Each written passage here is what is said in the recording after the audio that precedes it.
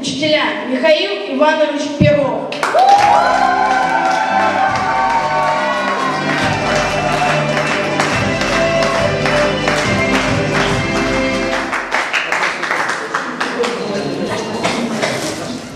Смотрю, какие ребята взрослые стали.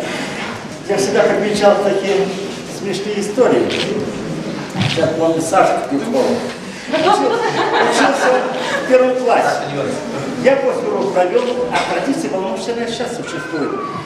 Поздравлять всех с днем рождения и конфеты дарить. Там одной конфет, какая разница. Я стою после урока, Саша подходит ко мне, подает 2 конфеты и говорит: Саша, а с чем это связано? Он на меня так посмотрел. Да. День рождения!